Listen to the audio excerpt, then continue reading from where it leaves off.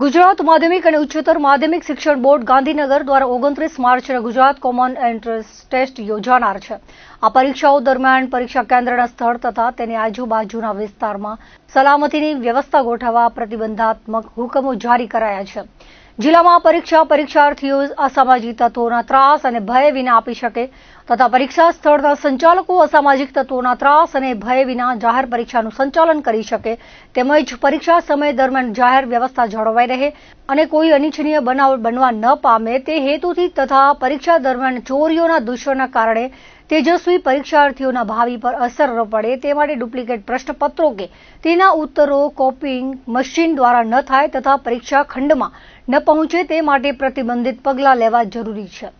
ભુજ અધિક જિલ્લા magistrate DP Chauhan દ્વારા ભારતીય નાગરિક સુરક્ષા સંહિતા 2023ની કલમ 9 અનુસૂચિ મુજબ ભુજ ખાતેના 10 પરીક્ષા કેન્દ્રો તથા બિલ્ડિંગોના 100 મીટર ત્રિજ્યાના વિસ્તારમાં 29 માર્ચના પ્રતિબંધ ફરમાવેલ છે।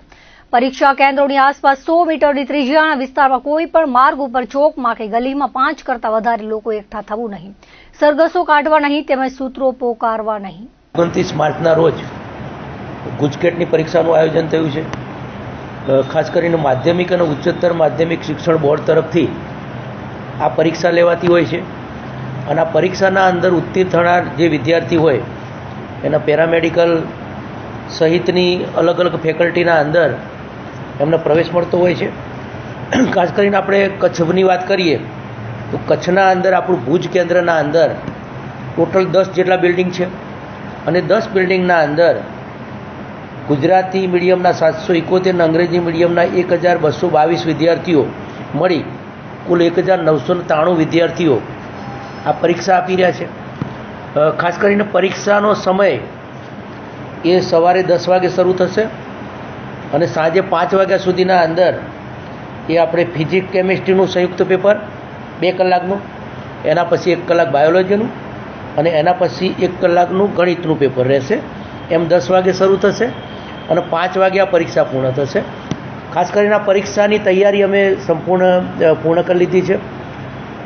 ગઈકાલે જ માનનીય અમારા પરીક્ષા સમિતિના અધ્યક્ષ માન્ય કલેક્ટર સાહેબના અધ્યક્ષ સ્થાને કલેક્ટર કચેરી ખાતે એક મિટિંગનું આયોજન સુંદર મજાનું થઈ ગયું।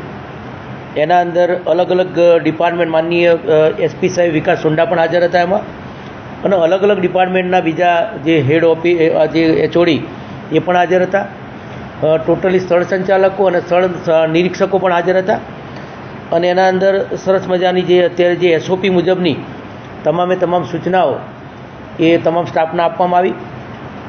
ખાસ કરીને જે પેપર્સ માટેના જે આજે ટીમ રવાના થશે અને આવતીકાલ 7 સુધીના અંદર એ પ્રશ્નપત્રો આપણા ત્યાં આગળ આવી જશે અને સ્ટ્રોંગ રૂમના અંદર એ આપણે પોલીસ બંદોબસ્ત સાથે સીલ કરીશું અને ખાસ કરીને 28 તારીખે આ તમામ જે બિલ્ડિંગો એની પુનઃ ચકાસણી કરી લેવામાં આવશે અને 29 તારીખે તમામ બિલ્ડિંગ ઉપર આપણે 2+2 પોલીસ બંદોબસ્ત સાથે એ આપણે સરસ મજાનું ફિક્સિંગ કરી અને આ પરીક્ષા લઈશું।